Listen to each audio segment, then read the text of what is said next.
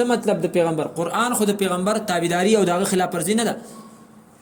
ځان په دې خبرو باندې پوهه کوي بار بار دې خبرې ته توجه راړو چې د احادیثو انکار طرف ته خلک روان دي دلته اوس وګوره د پیغمبر نه خلاف کول قرآن کریم نه چې څوک خلاف کوي دا خدای الله خلاف دی نو د پیغمبر خلاف څه شی دی دا د احادیثو د پیغمبر نه منل نو الله تعالی فرمایي خو ته هدایت واضح شو من بعد ما تبين له الهدى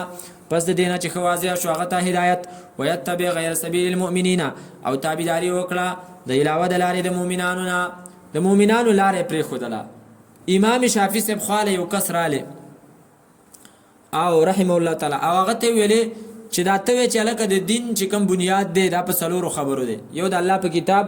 یو د نبی رسول الله والسلام په سنت باندې دریم د صحابه کرامو په اتفاق او په اجماع باندې چې هغه یو مسلې باندې اتفاق کړي نو هغه مسله په امت باندې منل سدي لازمی دي کاغه تراوی دي کاغه اره خبره ده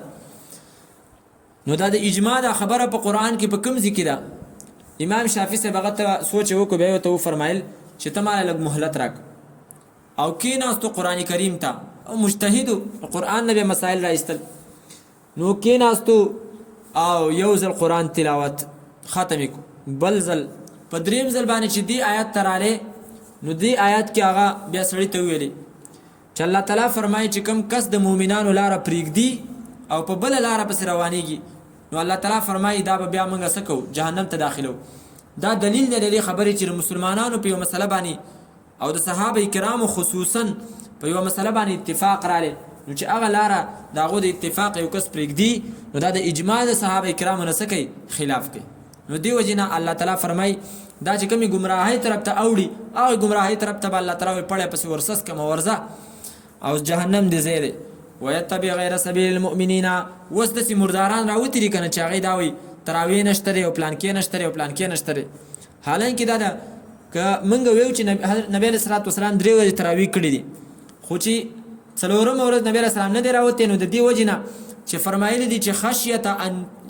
تفترض علیکم د دې وجې نه راونوتم چې اسنه د عبادت په تاسو باندې فرض شي که دا فرض وي دا خو ډېر مشکل عبادت دی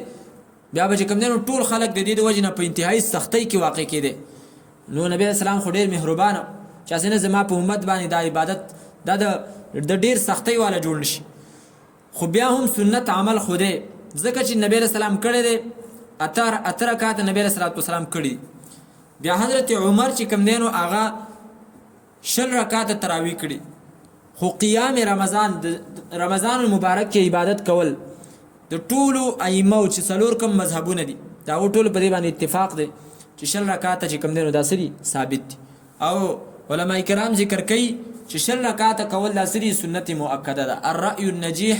في عدد رکعات التراویح او په دې باندې دا ټول د احادیثو پرانا کې دا ټول چې کوم نه ثابت کړي خو بهر حال خبره دا ده